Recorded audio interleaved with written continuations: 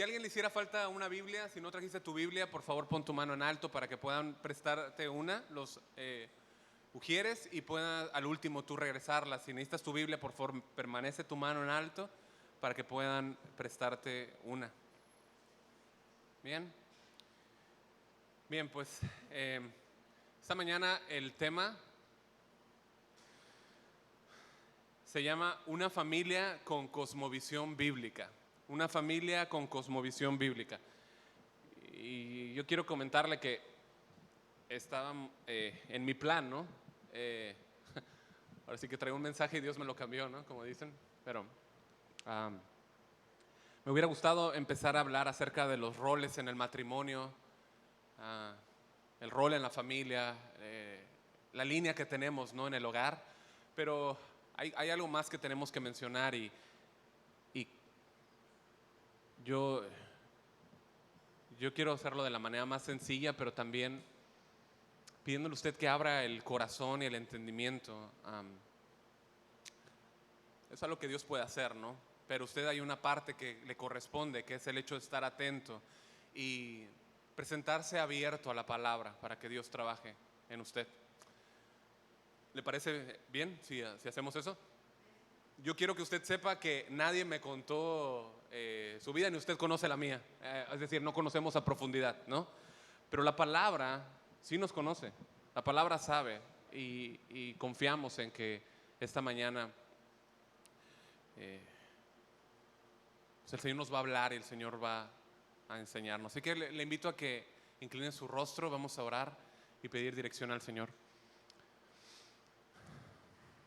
Padre, venimos delante de ti en el nombre de Cristo,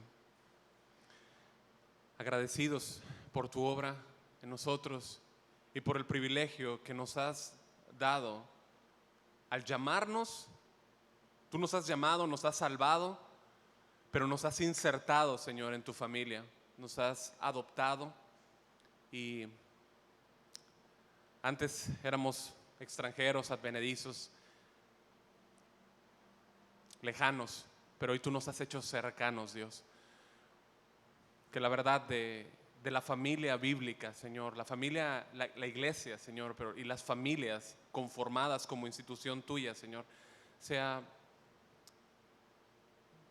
más entendido en lo más profundo de nuestro ser, Señor. Ayúdanos a presentar un corazón dispuesto, Señor, y que Dios, nuestra visión sea transformada por tu palabra. Ayúdanos, Dios. Te pedimos gracia y dirección. Te pido que me ayudes en el nombre de Jesús. Amén, Señor, y amén. Bien, pues esta mañana yo quisiera iniciar la predicación con una pregunta para todos ustedes. Y es, ¿tú ves la familia? ¿No? ¿Tú ves la familia a través de los lentes de Dios o a través de los lentes del mundo? ¿Cómo ves tú la familia? ¿A través de los lentes de Dios o a través de los lentes del mundo?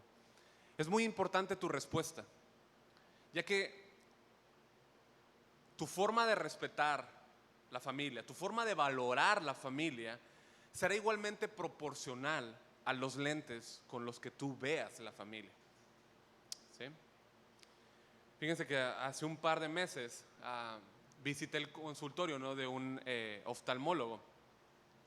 Para los que algunos han ido a estudios, ¿no? Y ustedes ubican que para que, no sé si en todos los lugares, pero en el lugar al menos en el que fui, para que te hagan un examen de la vista, este examen consiste en ir cambiando lentes, ¿no? Como te van poniendo como un aparato y van colocando lente tras lente, hasta que se encuentra el grado perfecto o la graduación perfecta que necesitas, ¿no? Que el paciente pues pueda lograr ver esas letritas que te ponen hasta abajo que te duelen la cabeza, ¿no? Te empieza a brincar la vena, ¿no?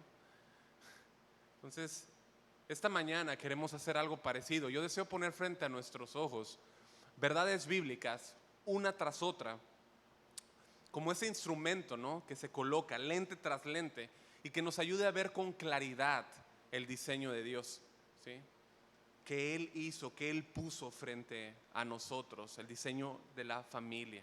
¿Okay? En las primeras 2 sesiones que tuvimos, hablamos acerca de cómo Dios, después de haber creado el mundo, hizo al hombre y la mujer, bendiciéndoles y les dio un mandato. ¿Estamos de acuerdo? Ellos debían tener hijos, ¿sí? Hijos que pudieran vivir y disfrutar de la bella creación que Él había hecho para ellos y sus generaciones. Debían reflejar su verdad, ¿sí? Debían disfrutar también eso que Dios les había dado. El matrimonio está compuesto por un hombre y una mujer, y esta unión, como vimos, es para toda la vida, ¿sí? Hemos visto que es un regalo de Dios, el cual, bueno, Él revela la unión entre Cristo y su iglesia, primariamente, ¿estamos de acuerdo? Y también es por medio del matrimonio, bueno, que Dios le provee al hombre y a la mujer que participan de este pacto la relación íntima que incluye en compañerismo, ¿no? Le provee los medios para que, de acuerdo a marcos bíblicos, disfrute la relación sexual para llevar a cabo el mandato de procrear y para su deleite, ¿sí? Y fue Dios mismo quien declaró que serían una sola carne, ¿no? Como veremos cuando hablemos acerca de los roles, ambos, ¿no?, hombre y mujer, se constituyen en una sola carne por mandato de Dios. De manera que es Dios y no el hombre quien ordenó la familia. ¿Estamos de acuerdo? Él la estableció como la fundamental institución de la sociedad humana. Él la estableció. Y es importante entender seriamente esto. Hoy en día, como iglesia, debido al cruel y deliberado ataque del mundo contra las principales instituciones que Dios ha establecido, como son el matrimonio y la familia, ¿no?, estamos presentando pues estos mismos choques de frente, ¿no? A ti y a mí, mi hermano, nos ha tocado vivir en esta era llamada de open mind, ¿no? Mente abierta, ¿no? ¿Han escuchado, no? Es algo muy común, ¿no?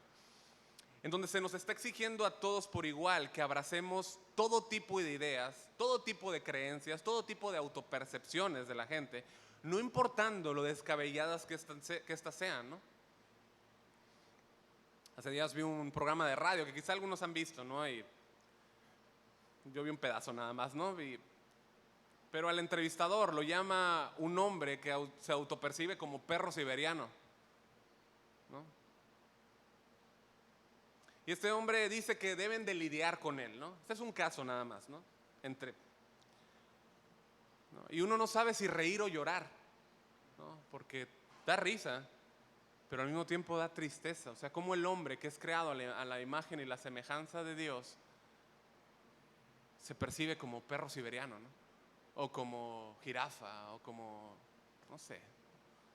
No vamos a gastar más tiempo en eso. Pero todo esto sucede basado en un mal entendimiento de lo que significa ser tolerante. O sea, ellos tienen que lidiar conmigo, dicen, ¿no? Deben ser tolerantes. Y curiosamente son esas mismas personas que exigen tolerancia y aceptación. Y son ellas mismas, o sea, ellos exigen tolerancia, pero ellos son intolerantes cuando se les presenta la verdad de Dios. Entonces, ¿dónde está? ¿No? Cuando se les presenta el diseño original que Él creó, es decir, el matrimonio, la familia formado, ¿no?, por un hombre, una mujer, ¿no?, padre, madre, hijos, ¿no? O sea, se ataca eso, no hay tolerancia. Entonces, quisiera que miremos, por favor, una primera imagen. ¿No? Quizá no se alcanza a ver, usted lo puede encontrar en la página Gobierno de México, en InMujeres, ¿no? Y este cuadro, como pueden ver en la parte de abajo, pues se tomó de el Gobierno de México, ¿no? Y esto nos lleva a entender que esta idea de familia es algo ya aceptado en nuestro país. Es decir, se generaliza el concepto de familia a cualquiera de estos puntos, ¿no? Familia hasta abajo, no alcanzan a ver, quizá yo después se los comparto. Familia homoparental, le llaman familia, ¿no? Familia homomaternal, ¿no? Hombres solos, mujeres solas. Yo quiero ser sensible, ¿no?, a esto, ¿no? Y ya lo puedes quitar, si quieres, gracias. Hacer una mención de esto, por si quizá alguien está pensando, bueno, es que yo soy padre solo o madre solo, vivo solo, ¿no? Bueno, esto es hay algo es hermoso porque como comenzamos hace un ratito después de la adoración, ¿no? Aún familias, ¿no? Que no están completas, es decir, donde faltan integrantes, donde faltan personas, cuando se obedece la autoridad de Dios, cuando se obedece el orden de Dios, se puede lograr un equilibrio, ¿no? Cuando falta el padre, cuando falta la madre, bajo el orden de Dios se puede lograr el equilibrio, ¿sí? Como vamos a ver, también Dios coloca personas solas, es decir, Dios nos hace familias, ¿ok? Es necesario seguir la autoridad, el orden, ¿no? Y como decía, ¿no? Dios nos da gracia, sabiduría si la pedimos para llevar a cabo la tarea y el rol que nos toca, ¿no? Incluidas estas situaciones de familia donde falta algún integrante, ¿no?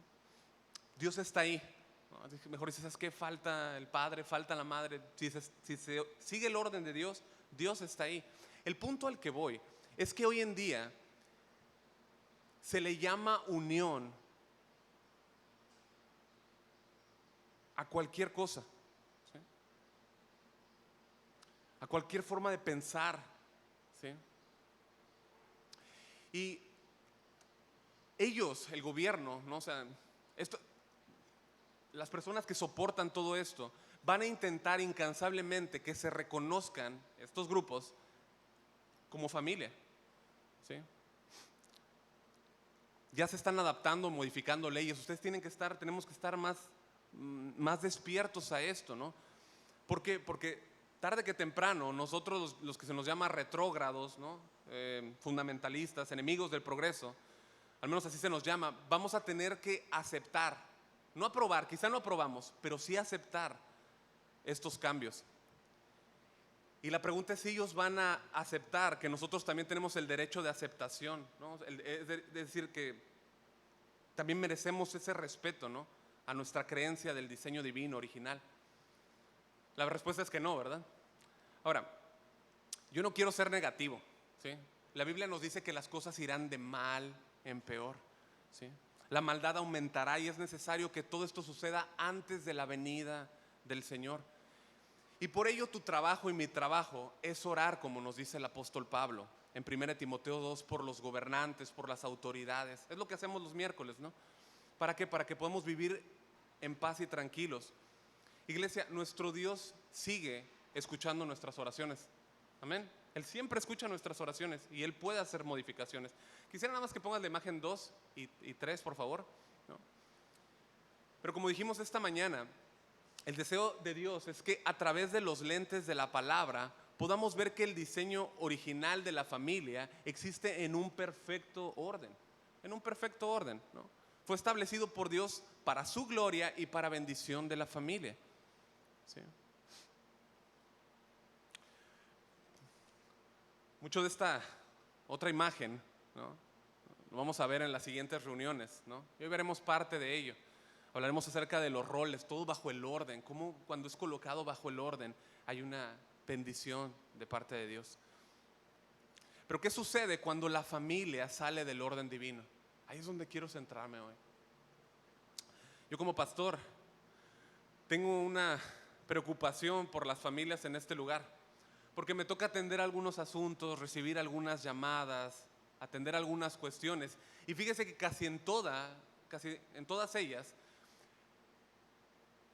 hay como un factor, ¿no? Y es que siempre hay un corto entendimiento, o es debido a un corto entendimiento que tenemos del concepto de familia. Y el asunto es que yo entiendo que queremos una iglesia fuerte, ¿correcto? Pero si queremos iglesia fuerte, tienen que haber familias fuertes. Y es ahí donde queremos trabajar. Pero esa fuerza debe comenzar o proviene desde tener una cosmovisión bíblica correcta de lo que significa familia, ¿no? Cuando decimos cosmovisión, estamos hablando de la interpretación, ¿no? De los elementos alrededor mío con los cuales yo veo el mundo, ¿no? Tú puedes ver la familia o interpretarla desde los lentes del mundo, o puedes ver la familia e interpretarla desde los lentes de Dios, ¿no?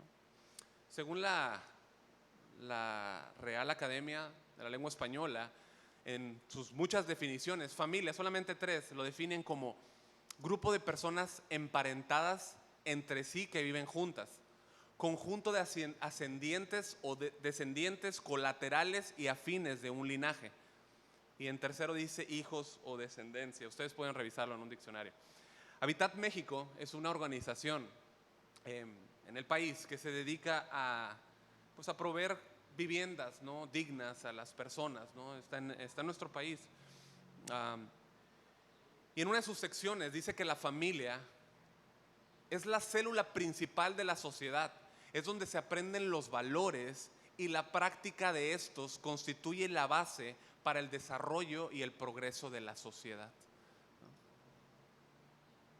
Es en la familia donde se transmiten valores, iglesia, donde se transmite el amor, el respeto a los mayores, donde se enseña la autoridad, donde se enseña la honestidad. ¿Estamos de acuerdo que es ahí, no? Dios, mis amados, Dios obra en este mundo a través de la familia. Yo quiero que ese es como que un primer lente. Dios obra, ¿no? Después de entender que es establecido por Dios, quizá un segundo lente es que Dios obra en este mundo a través de la familia, ¿sí? Ella es el diseño de Dios para pasar la fe cristiana de una generación a otra. Nosotros vemos en las Escrituras que Jesús nació en una familia, ¿no? En Lucas 2:40, no vayas, pero leemos: el niño, hablando de Jesús, crecía y se fortalecía y se llenaba de sabiduría, y la gracia de Dios era sobre él. Él crecía y se fortalecía estando en un núcleo familiar. Satanás, nuestro enemigo, debido a esto, ha centrado su ataque principal en contra de la familia, ¿no? Y así como hemos visto acerca de que el matrimonio no se trata de nosotros, ¿se acuerdan? No se trata de mí ni de mi cónyuge, se trata de la gloria de Dios, tiene propósito de santidad, de imagen, ¿no? Entonces, de la misma manera, la familia también se trata solamente de Dios, de la gloria de Dios y de sus propósitos, ¿sí? Se trata todo acerca de Dios, la familia, todo acerca de la gloria de Dios. Y bueno, para cumplir sus propósitos necesitamos estar en familia, ¿sí? Dios nos ha puesto en una familia, en Cristo. ¿Me siguen? ¿Sí? ¿Todos bien? Ok. Dios sabe esto, ¿sí? Y por eso nos coloca ahí. Pablo escribe a los Efesios, no vayan todavía, en Efesios 3:14 dice: por esta causa, ¿no? Hablando de todo lo que había mencionado desde el versículo 1, cómo los gentiles habían recibido ahora su unión con Cristo, ¿no? Ahora tenían una unión con Cristo. Y él dice: por esta causa doblo mis rodillas ante el Padre de nuestro Señor Jesucristo, de quien toma nombre toda familia en los cielos y en la tierra. Él no se está refiriendo a una paternalidad universal, ¿no? Sino que habla de que Él es Padre de todo creyente. Qué hermoso. ¿Has pensado? O sea, yo sé que como decía hace un ratito, eso está aquí, pero necesita bajar acá. Él es Padre de todo creyente, Padre de todos los creyentes que han vivido, de los que han muerto, ¿sí? Los que están en los cielos, ¿sí? Y de nosotros, ¿sí? Fíjate, familia es la palabra griega patria. No sé cómo se pronuncia, ¿sí? Pero significa en sus amplios significados tribu, nación, pueblo. Somos su pueblo, ¿no? A veces repetimos, pero tenemos que entender de dónde provienen las palabras, ¿no? El salmista dice en el Salmo 22:7, escucha, proféticamente el salmista dice: se acordarán y se volverán a Jehová todos los confines de la tierra, y todas las familias de las naciones adorarán delante de ti. O sea, el salmista habla del testimonio de lo que hizo Cristo en el Calvario, años después muriendo por nosotros, y de esa adoración a Cristo que Él merece por su obra. ¿De parte de quién? ¿Quién le va a dar esa adoración? Sus adoradores, sus adoradores. Bueno, Dios es Padre, como nos dice Efesios 3:15, de sus adoradores, ¿sí? Debemos ser una familia, iglesia, una iglesia que adora a Dios. Y escucha, la familia estaba en la mente de Dios desde la eternidad, desde siempre. Volviendo un poco a Génesis, vimos que Dios hizo la primer familia, ¿no?, humana, con el propósito de llenar la tierra, ¿ok? Eso está ya bien claro. Después tenemos en Génesis 3, ¿qué cosa? la caída, ¿no? La caída del hombre. Adán desobedece, pero fíjate, cuando Adán pecó, cuando él desobedeció, Dios no le restringió la facultad de procrear. O sea, yo sé que lo vemos y sí, lo tenemos como de corridito, pero Dios no le restringió la facultad de procrear. Le permitió tener hijos.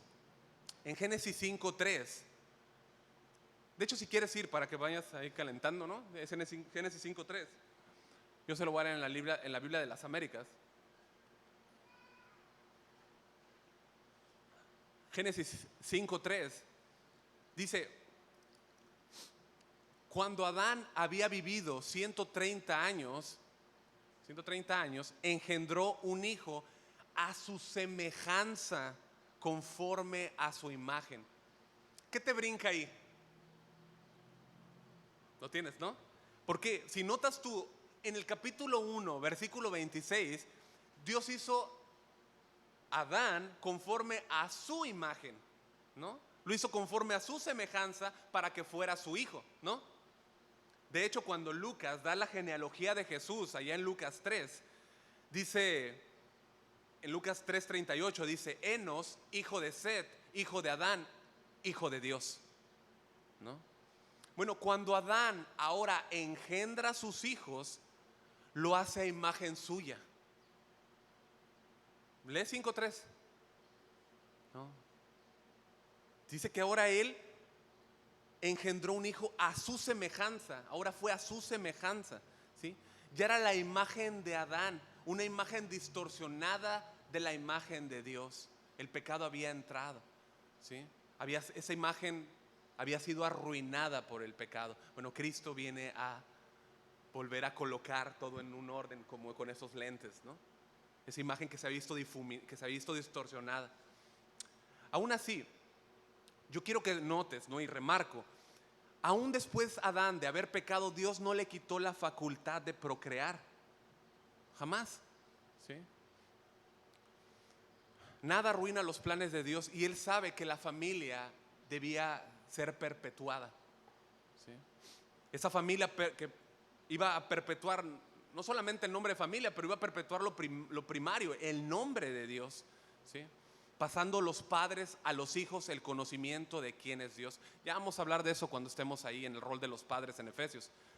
Pero por ahora hasta aquí podemos como que comprimir el tema, ¿no? Remarcando el hecho de que la familia, vista con los lentes de Dios, desde la perspectiva de Dios que encontramos en la Biblia, tiene el propósito de que ella, la familia, sea un lugar establecido como institución elemental de la sociedad humana, ¿sí? Pero que en ella se instruya a los niños el conocimiento de Dios, que se pase de generación en generación, ¿sí? Los principios que su palabra enseña. Josué 24, si gustas ir yendo, por favor. Josué tenía muy claro esto. Él era un hombre que en su generación aprendió el rol que Dios le había dado, ¿sí? La encomienda que como padre en la familia Dios le había dado, y los lentes con los que Dios lo había facultado para ver la familia.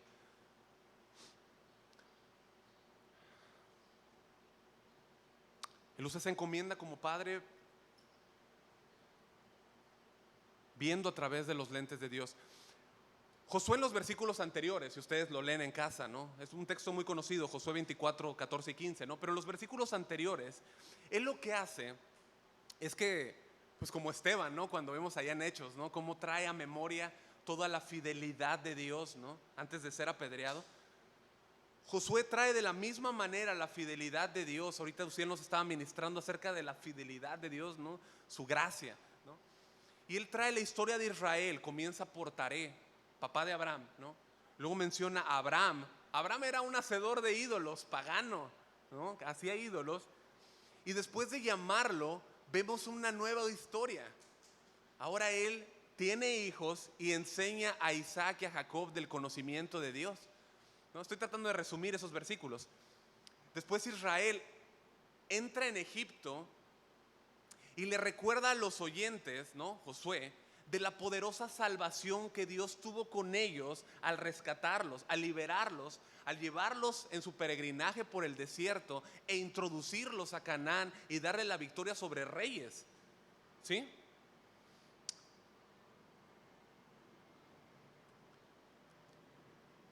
Les habla de la entrada prometida y de esa victoria en Jericó.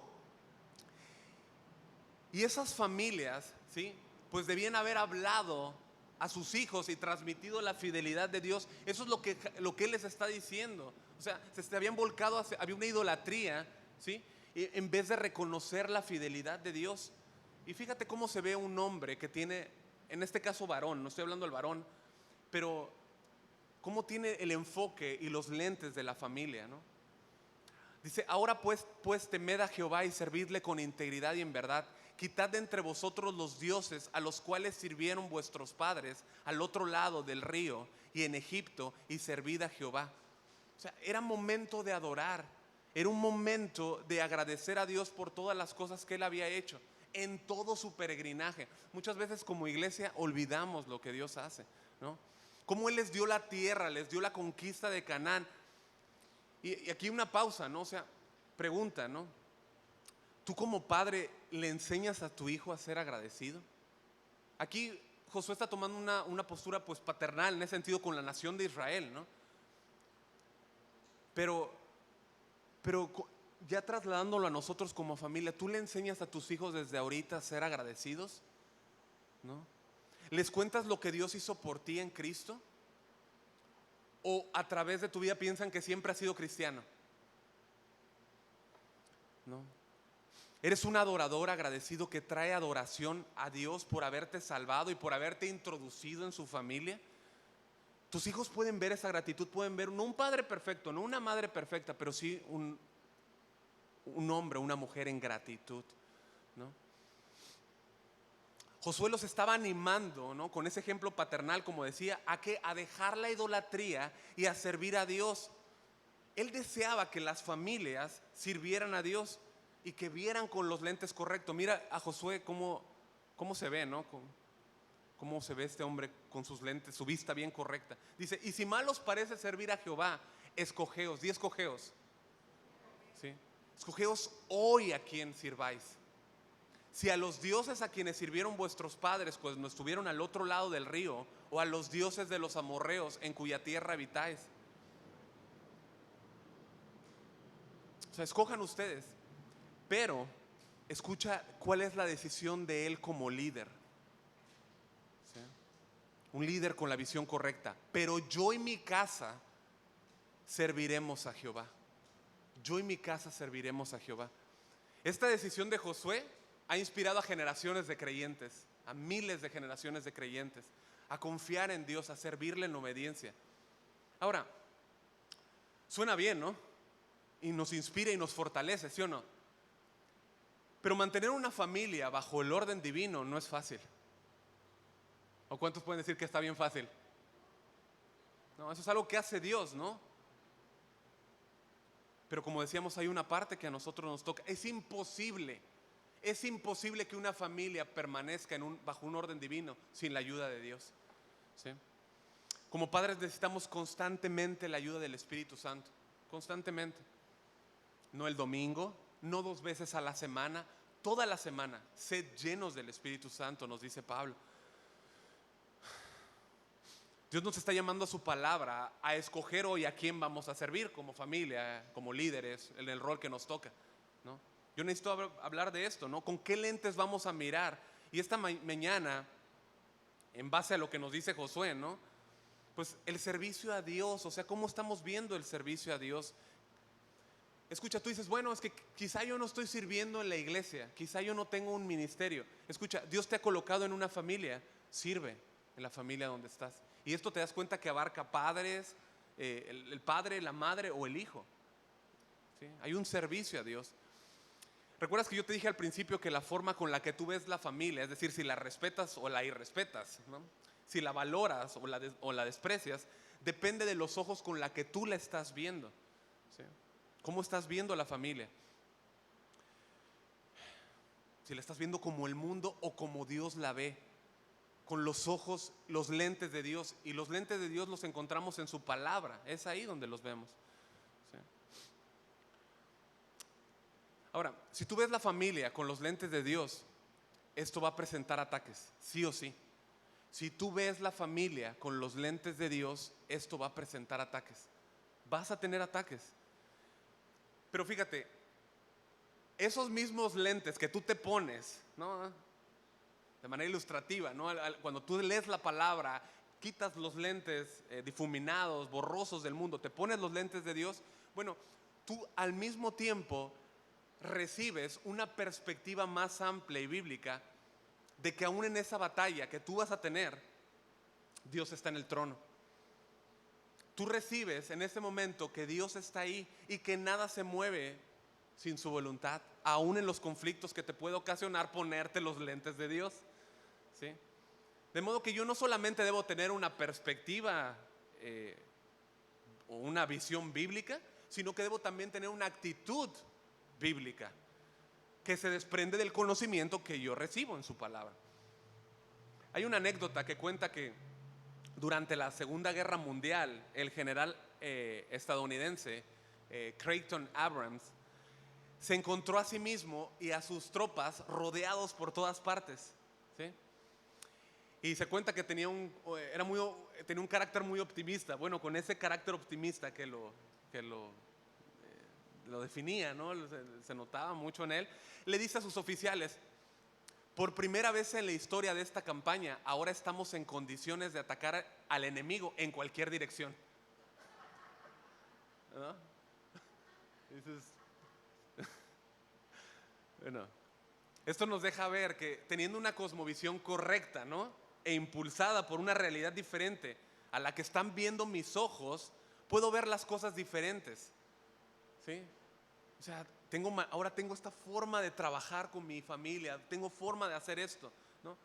Y escucha, no estamos hablando de ser optimistas solamente, ¿sí? Sino más bien de ser familias de fe, sabiendo que el mismo Dios que liberó a Israel y les dio la victoria que nos cuenta Josué, es el mismo Dios que se clavó en una cruz por nosotros para liberarnos. Es el mismo Dios que resucitó con poder y hoy está sentado a la diestra del Padre, gobernando desde el trono con autoridad. O sea, tú no tienes que tener optimismo solamente. Dios no te dice, bueno, quizá yo venceré en esa guerra. Dios no te da esa garantía de que quizá yo venceré en esa guerra. No, dice en Juan 16:33, estas cosas os he hablado para que en mí tengáis paz. En el mundo tendréis aflicción, familia. En el mundo tendréis aflicción, cristiano. En el mundo tendréis aflicción, hijo mío, ¿sí? Pero confiad, yo he vencido al mundo, ¿no? En 1 Juan 4:4 vemos al apóstol Juan que dice: hijitos, vosotros sois de Dios. Hijitos, o sea, yo soy su padre. No, bueno, Juan le está hablando, no entendemos Juan con amor, pero podemos trasladarlo entendiendo inspirado por el Espíritu Santo, ¿no? Y los habéis vencido, porque mayor es el que está en vosotros que el que está en el mundo. ¿Sí? Entonces entendemos el contexto. Había falsos maestros, los habéis vencido a los falsos maestros por el Espíritu Santo que vive en ustedes, ¿sí? Bueno, la iglesia de Dios, la familia de Dios pertenece a Dios. Dice, ustedes son de Dios. Hijitos, ustedes son de Dios, ¿sí? Dice el apóstol Pablo. Y por Cristo, ¿sí? Él, el que está en ustedes, ¿quién está en ustedes? Cristo, nos ha dado su Espíritu Santo. Él es mayor al que está en el mundo. Y esto habla de Satanás, ¿sí? Y con ello todas sus falsas enseñanzas y todos los falsos maestros a los cuales se refiere Juan en el texto, ¿no? Falsos maestros, falsas enseñanzas. Ese es un peligro grandísimo para la iglesia y para las familias. Familias que están expuestas a enseñanzas falsas del mundo, formas de pensar, ideologías, ¿no? Todo lo que hemos estado hablando, que te quieren obligar a que te pongas los lentes de ellos a la fuerza. Pero el Espíritu Santo que está en ti quiere que veas con sus lentes. Por eso es que Colosenses, allá en Colosenses 3:1, dice que pongamos nuestros ojos, nuestra vista en las cosas de arriba. Nuestra vista, nuestra mirada en las cosas de arriba. Pero si tú miras a la familia, ¿no? con la perspectiva de las cosas de arriba, inmediatamente te metes en problema con las cosas de abajo, con el gobierno de abajo, ¿no? Estarás en contra de inmediato en la forma de ver el mundo y por ello tendrás un ataque. Siempre vas a tener un ataque. Si alguien te dijo, ¿sabes qué? Ven a Cristo y todo se te va a acabar, tus problemas, eso no es cierto. Al contrario, vas a tener muchos más. ¿Sí? Pero vas a tener a Cristo contigo y en ti, ¿no? Siempre ha sido así.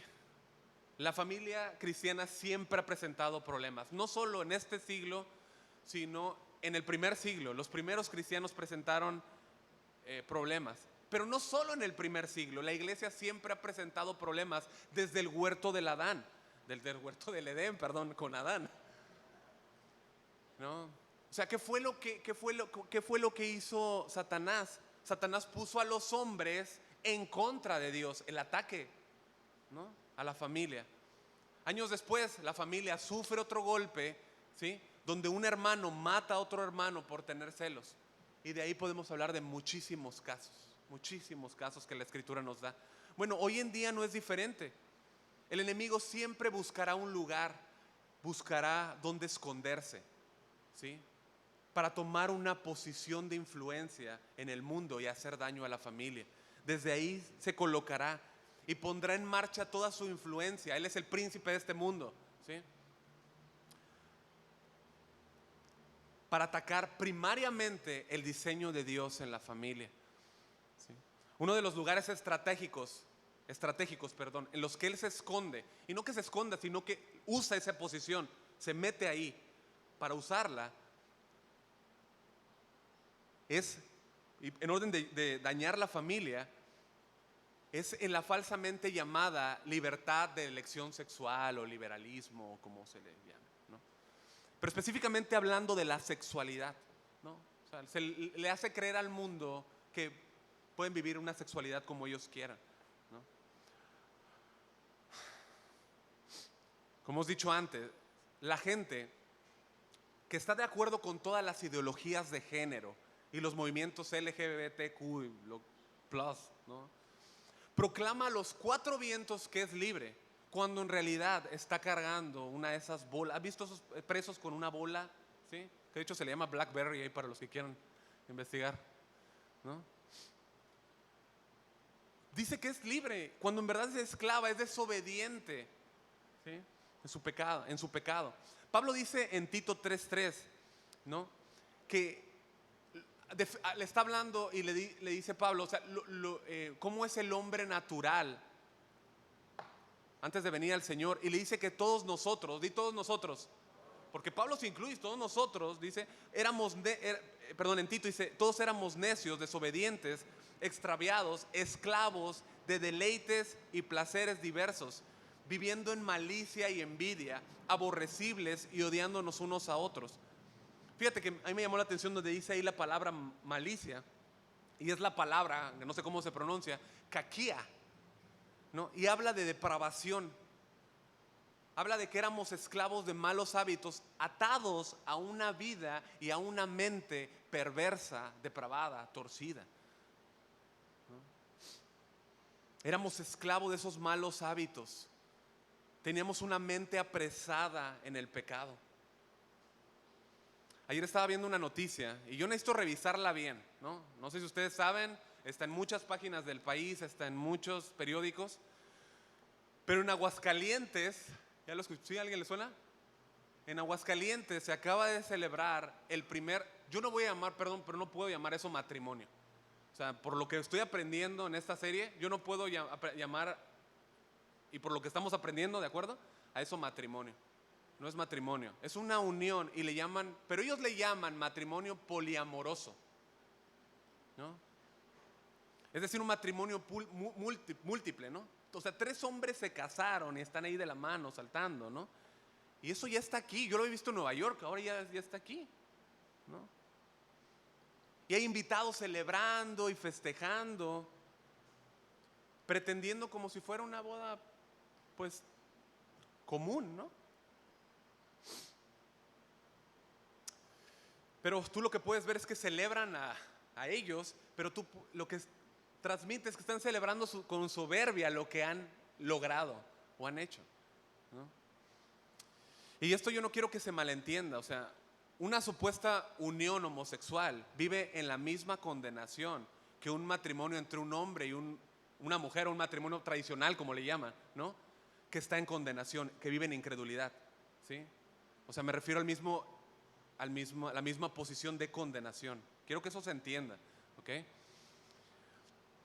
Lo que estamos haciendo referencia es a la perversión del homosexualismo que ataca de manera directa el matrimonio y el diseño de Dios. Quiero que me acompañes a Levítico 20:13, por favor. Levítico 20:13.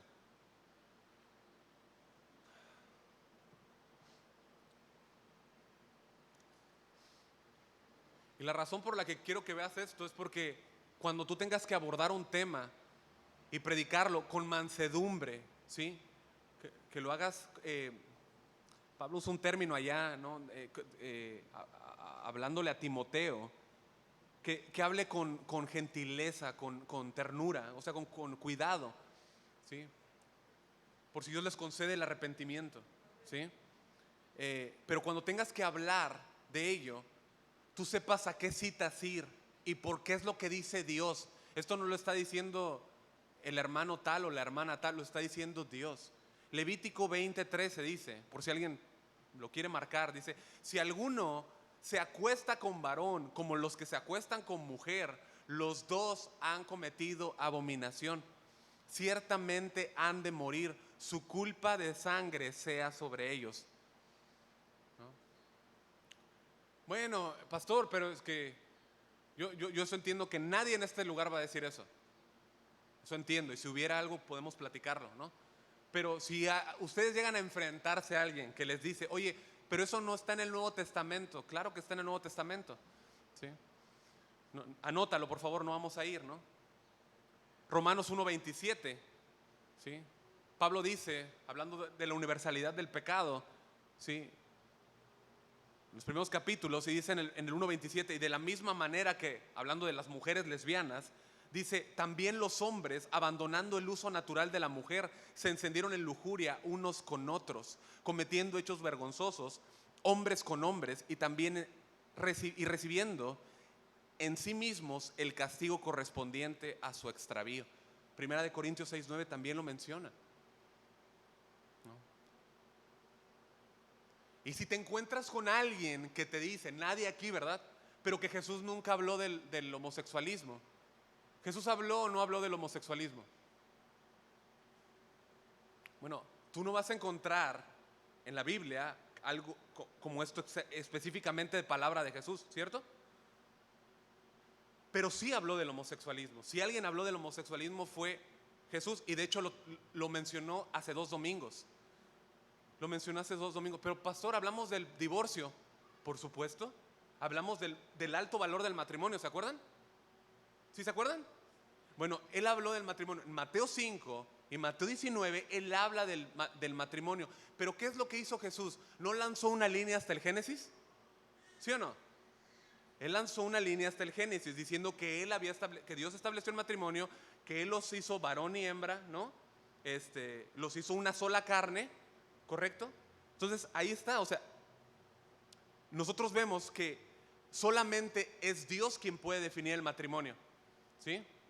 Solamente Dios define el matrimonio. Entonces no es el hombre quien define cómo se debe de vivir ese matrimonio. Es Dios quien lo establece, ¿sí? Ahora, no se te olvide que Dios Padre, Dios Hijo y Dios Espíritu Santo son uno, ¿sí? Y que el mismo Dios que dijo, es Jesús quien estableció eso. Y al mismo tiempo es el mismo Jesús que trajo fuego y azufre sobre Sodoma y Gomorra, ¿sí? Es el mismo Señor Jesús. Entonces Jesús sí lo dijo, porque está de acuerdo con la Trinidad. ¿Estamos de acuerdo? Y lo que los apóstoles predican y lo que ellos hablaban desde la autoridad de Jesús. ¿Son los apóstoles de quién? De Jesucristo. Entonces hablan las palabras de Jesucristo. Y el asunto es ¿no? O sea, que no podemos ver la escritura nada más como muchas historias. No, es que lo dijo en Levítico, es una sola historia escrita de tapa a tapa por el mismo Señor. ¿Estamos de acuerdo? Entonces Dios sí habló del homosexualismo. Cristo habló del homosexualismo. Perdón, Padre, Hijo, Espíritu Santo, los tres. ¿Ok? Bien. Entonces, la iglesia tiene que tener los lentes de Dios en este y cualquier tema que ataca a la familia y el diseño de Dios. Ahora, iglesia, no nos confundamos. O más bien, debemos amar a los homosexuales. Debemos amarles y debemos predicarles. ¿Se entiende? Debemos predicarles. Amar a cualquier persona que esté en la condenación y viva sin Cristo.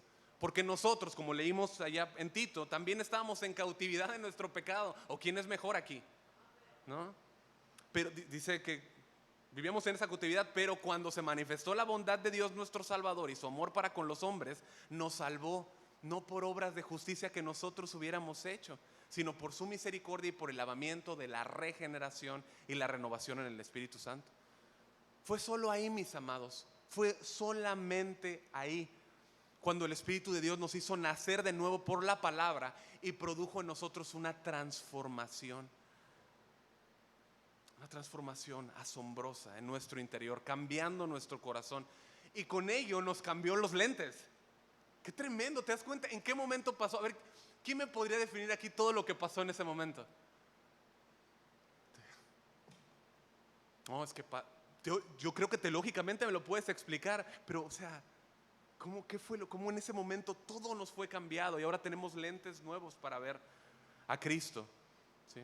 Y ahora con esos lentes nuevos, ahora nosotros vemos a Cristo y no solamente le vemos, ahora podemos amarle y podemos seguirle y podemos obedecerle, ¿no? Lentes que nos fueron dados para yo tener una vista de la verdad de Dios.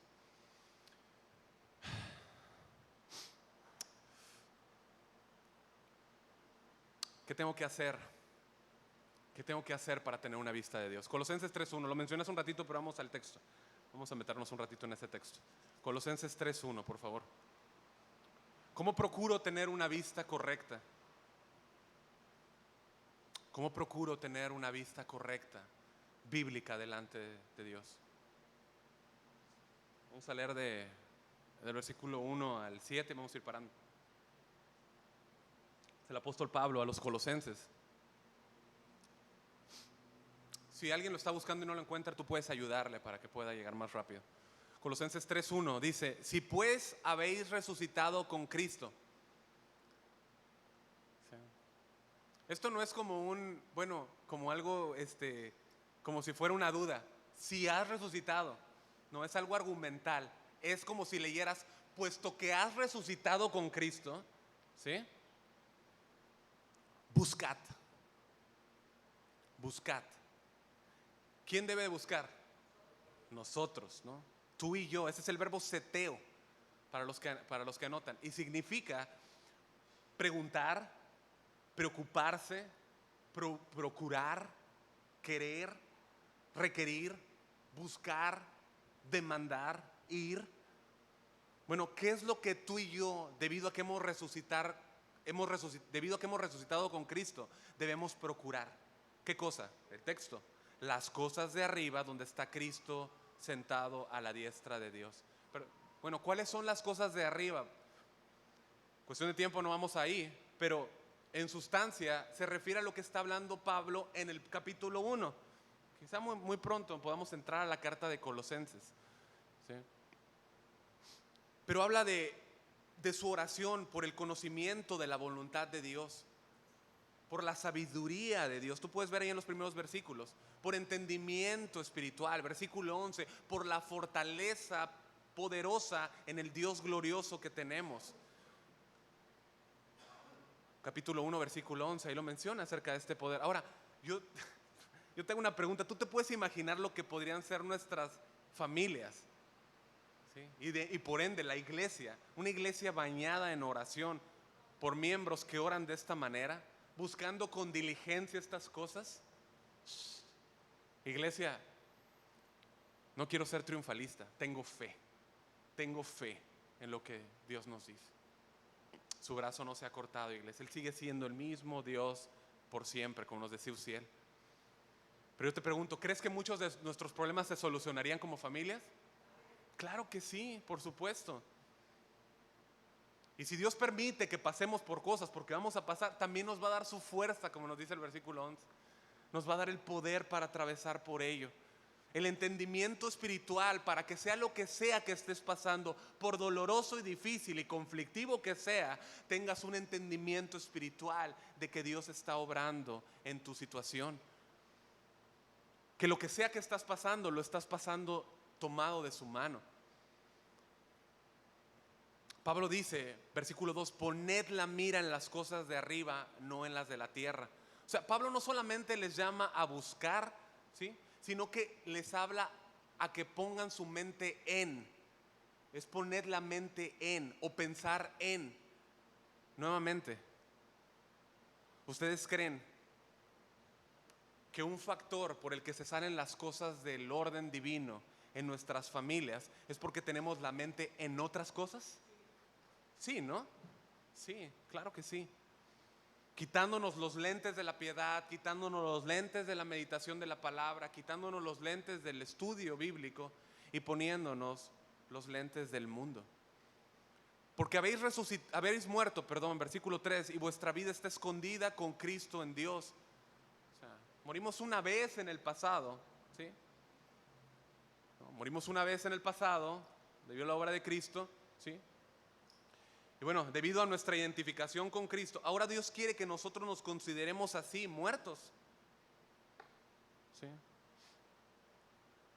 Tú ya estás muerto en Cristo, ¿no? Vives en Cristo, pero moriste tu vieja vida. ¿Sí? Y Dios quiere que nos consideremos así. Pero tu mente y tu corazón quiere hacerte creer que estás bien vivo debido a la tentación y debido al pecado. Pero la verdad es que estamos ya muertos en Cristo al pecado. Vivimos para Él. ¿Sí? Entre más y más entendamos, entre más busquemos, entre más pongamos la mente en esta realidad de que nuestra vida, además de todo eso, está guardada en Cristo, iglesia, nuestras vidas más y más se volverán a la vida del Señor Jesús. Pero es necesario ponerlos los lentes correctos. Un hombre escribió, ninguno anhela la vida eterna, incorruptible e inmortal, si no está cansado de esta vida temporal, corruptible e inmortal. Versículo 4, cuando vuestra vida se manifieste, entonces vosotros también seréis manifestados con Él en gloria. Ahí está la graduación perfecta. Versículo 4, cuando Cristo, vuestra vida, se manifieste, entonces vosotros también seréis manifestados con Él en gloria. Esta es la graduación que necesitamos, poniendo nuestros ojos en el regreso del Señor Jesús, en el regreso de Él, muy pronto. Hoy ya tenemos una vida nueva y hemos resucitado con Él, ¿sí? Pero muchas veces pues no nos damos cuenta porque tenemos los vidrios empañados de nuestros lentes, nuestros vidrios están sucios, ¿sí? Pero es una realidad que estamos en Él, escondidos en Él y que Él volverá. La gente que está alrededor del verdadero creyente, iglesia, no entiende por qué hacemos lo que hacemos. Oye, pero ¿por qué está en la iglesia el domingo si podría estar viendo el fútbol? ¿Quién juega hoy, hermanos? No contesten. No tiene nada malo jugar. Pero qué bueno que, no tiene nada malo ver un partido de fútbol, pero qué bueno que pones prioridades en orden. Pero dicen, oye, ¿qué está haciendo el domingo en la iglesia? ¿Qué está haciendo ahí? O sea, ¿por qué todos se están divirtiendo y él está ahí caminando en un camino muy diferente al nuestro? ¿Sí? La gente que está a nuestro alrededor no entiende los lentes que tú traes puestos. No los entiende. ¿Por qué vivimos como vivimos? ¿Por qué somos diferentes a ellos? Pero un día Jesús va a mostrar que estábamos en Él. Y lamentablemente para el incrédulo, sus lentes también le serán cambiados, pero no serán unos lentes honrosos de gloria. Serán unos lentes muy diferentes, donde Él comprenderá por qué hacíamos lo que hacíamos. Y ahora se enfrentará a una expectante juicio, a un horrible juicio delante de Él. Ahora, Yo te pregunto, ¿es tu vida, es tu familia igual a la de los demás? ¿Cómo está tu familia? Yo sé que vamos a hablar de esto cuando hablemos de los roles, específicamente en el padre, la porción que le toca, y en la madre también, ¿no? Pero ¿cómo está tu familia? ¿Cómo estamos viviendo, esposos? ¿Cómo estamos, padres? ¿Cómo estamos, hijos? ¿Puede el mundo notar que tienes una visión diferente y que por lo mismo tienes una meta diferente? ¿O miras igual que ellos? No hay ninguna diferencia. Y más allá, tú debes preguntarte si no eres de ellos. Leo de corrido ¿no? Voy a leer el versículo 5, ¿no? Y es debido a esta realidad del creyente en Cristo, bueno, que su vida está escondida en Él, ¿no? Tiene delante el regreso del Señor, y Pablo por esto mismo da una clara instrucción: haced morir pues lo terrenal en vosotros: fornicación, impureza, pasiones desordenadas, malos deseos, avaricia, que es idolatría, cosas por las cuales la ira de Dios viene sobre los hijos de desobediencia. Esos hijos tienen otro padre, en los cuales vosotros también anduvisteis en otro tiempo, cuando vivíais en ellas. Una familia creyente, parte de la iglesia verdadera, una familia creyente, parte de la iglesia verdadera, debe vivir conforme a Cristo y su voluntad. Debe vivir conforme a Cristo y su voluntad, y no conforme a las obras antiguas. ¿Sí? Pablo nos ha dado varios lentes para poder tener una visión clara de la verdad de Dios y la realidad del creyente. Ahora, suena animosa y llena de gozo esta verdad, ¿sí o no?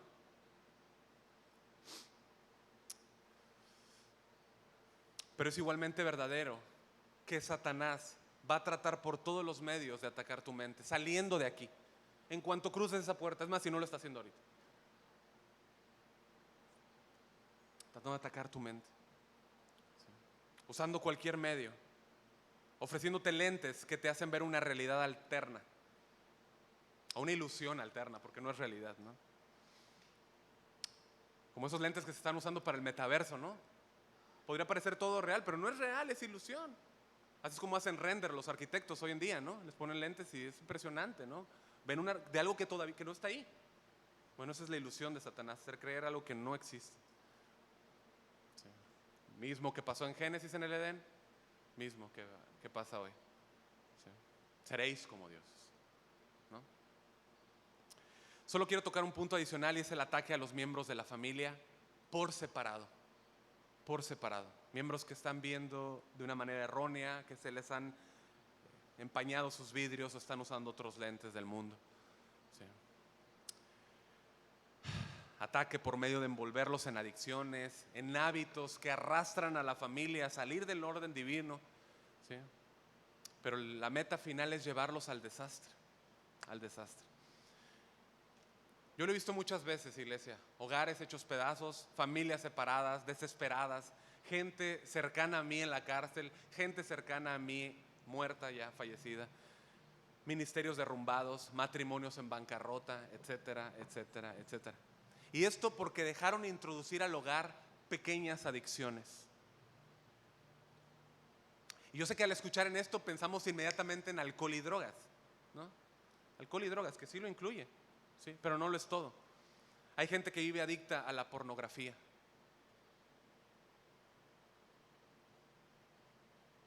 Hay gente que vive adicta a las redes sociales.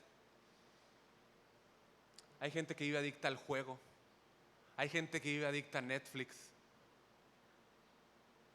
Y han tomado el control de su vida.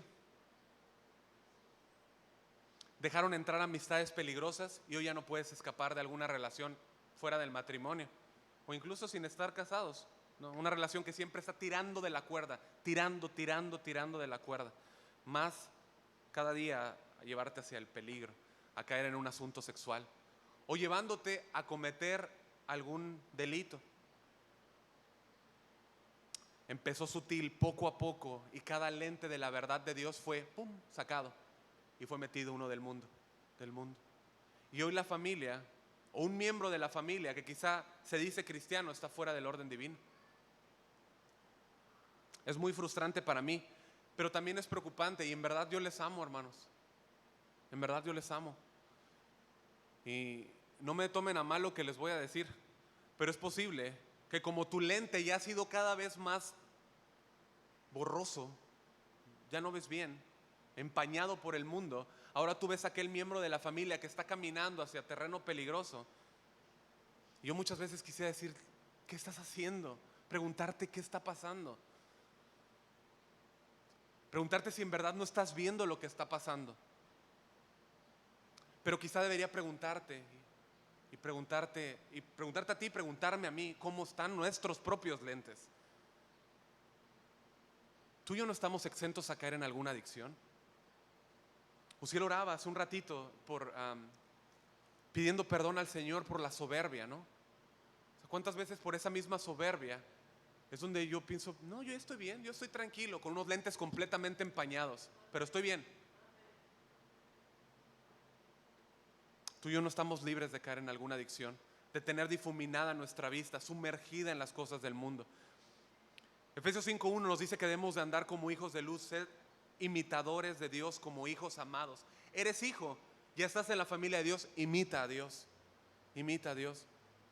Hoy tienes una familia, fuiste introducido, aceptado, adoptado en la familia de Dios, pero debes escoger dar gloria a Dios, dar gloria al Señor, imitarlo a Él. Es lo mismo que nos dice allá 1 Juan 5:7, dice que Dios es luz, ¿se acuerdan? Y que ningunas tinieblas hay en Él. La pregunta es, ¿tú y yo estamos caminando en la luz? ¿Estamos caminando en su luz? ¿Estamos siguiendo los pasos de Jesús? ¿Nuestra familia está siguiendo los pasos de Jesús? Un creyente, escucha, un creyente es trasladado del reino de las tinieblas a su luz admirable. ¿Estamos de acuerdo? Pero es muy probable que un creyente esté caminando en áreas de su vida en oscuridad y siendo oscuridad para otros.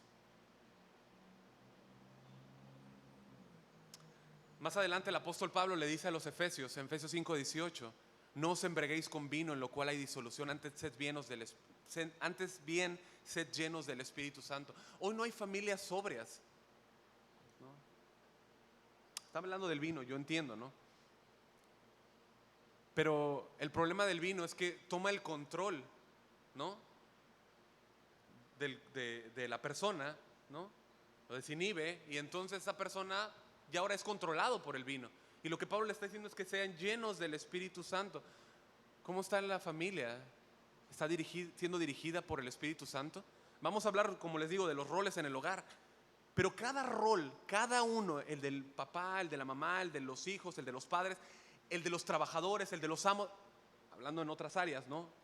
Es imposible llevarlo a cabo aparte de la llenura del Espíritu Santo. Es imposible. Es imposible. Yo estoy yendo para el final, pero quisiera preguntarte si en esta área, quizá que yo mencioné, quizá no, quizá la palabra te habló. Si tú le estás preguntando en esa área que tú has visto, ¿qué piensa el Señor de ella? Ese hábito que tienes, esa amistad, ese hobby, ¿qué piensa Dios de ello? Necesitas preguntarle al Señor y pedirle que te ayude a ver a través de sus lentes y que puedas ver ese pecado. Ahora, quizá miembro de esa familia o familia entera, tú sabes que lo que estás haciendo está mal y tú dejaste que la vista de tus lentes se distorsionase. Tú ya sabes, o sea, no es necesario que te seamos, tú ya lo sabes que está mal y necesitas que el Espíritu Santo te ayude a ver claramente. Bueno, pide al Señor que te ayude esta mañana. Pídele perdón, pídele que te ayude a arrepentirte verdaderamente, al punto de dejar ese hábito, no solamente de sentirte mal, al punto de dejar ese hábito, esa adicción que te está llevando fuera del orden divino y que te está llevando hacia el desastre. Recuerda que arrepentimiento es dar una vuelta completa e ir en la dirección opuesta, es volverte a Dios, ¿sí? Volverte a tu Señor. Es decir, tú dejas ese pecado y en fe te vuelves en obediencia a Cristo.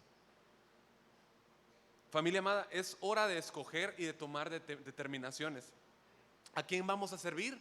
¿Con qué lentes vamos a ver la familia y el plan de Dios para ella?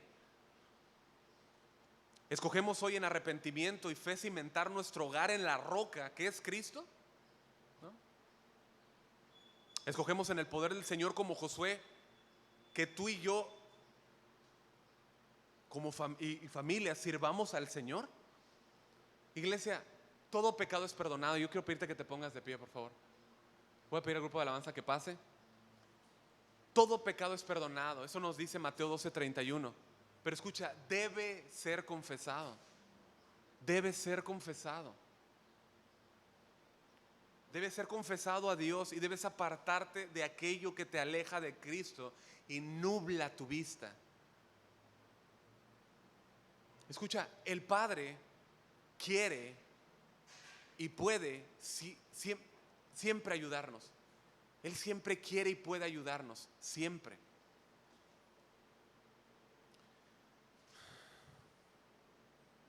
Y bueno, quizá aún a pesar de lo que yo te he dicho, tú puedes estarte diciendo, es que no tiene caso.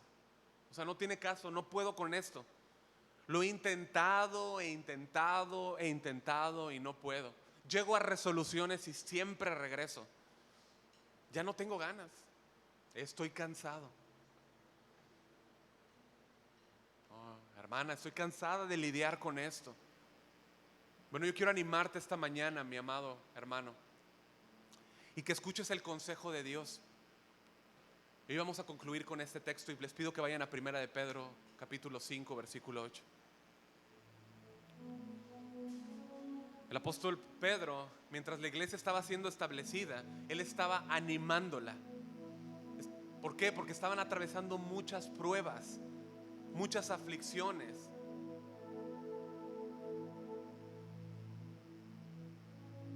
El buscar santidad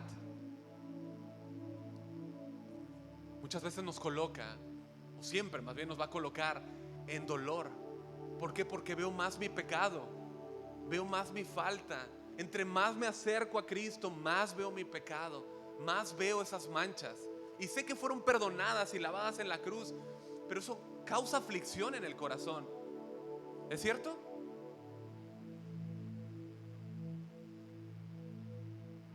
Pero no te des por vencido. Ellos estaban sufriendo persecución, pruebas, aflicciones, pérdida de sus bienes. Y Él los anima y les recordaba esto, que no estaban solos, que estaban siguiendo el sufrimiento de Cristo. Seguir santidad, iglesia, no es fácil. Pero no te desanimes.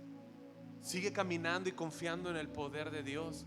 El creyente está expuesto a un sistema energizado por Satanás y sus demonios, gobernados por ellos, por Satanás, ¿no?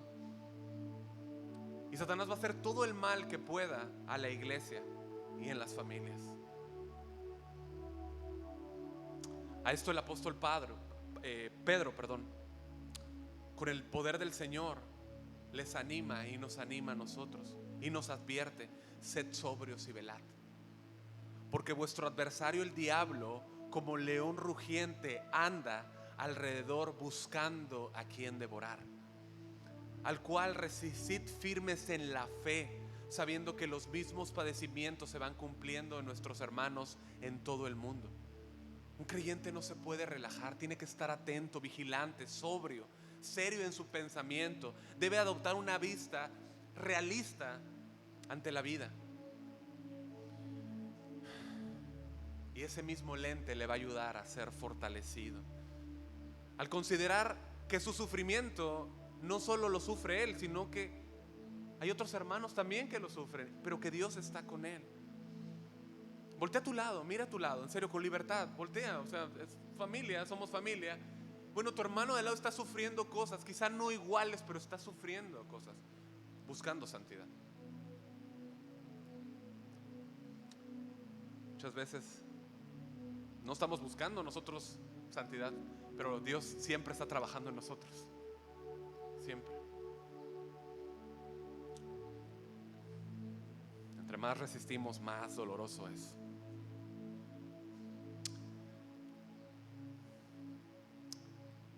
¿Cuántos de aquí, en verdad, yo quisiera preguntarte, cuántos de aquí sufren por su pecado? ¿Cuántos de aquí sufren, verdaderamente sufren por su pecado? Y saben, o sea, no pueden solos. Han llegado a un punto de decir, ya estoy cansado, estoy agotado. Estoy agotado. Bueno, a ellos la palabra de Dios trae consuelo esta mañana. Versículo 10. Mas el Dios de toda gracia, que nos llamó a su gloria eterna en Jesucristo, después que hayáis padecido un poco de tiempo. Escucha, no otro, sino, dice, Él mismo os perfeccione, afirme, fortalezca y establezca. Iglesia, el Dios que te ha escogido para que seas un pueblo en y por Cristo, terminará la obra en ti. No te desanimes. Él está trabajando en ti y esos son los lentes que tú y yo necesitamos esta mañana. Él nos ha llamado a su gracia y sufriremos un poquito de tiempo. Un poquito de tiempo. Pero mi amado hermano, Él mismo que trabaja en nosotros nos establecerá para siempre. Para siempre. En un estado de gloria inigualable. Inigualable. Él está trabajando, fortaleciendo nuestra fe, forjando nuestro carácter, haciéndonos sólidos, pero Él mismo nos establecerá. Así que sus adoradores, su familia, su pueblo, sus hijos pueden y deben proclamar el versículo 11. A Él sea la gloria y el imperio por los siglos de los siglos. Amén.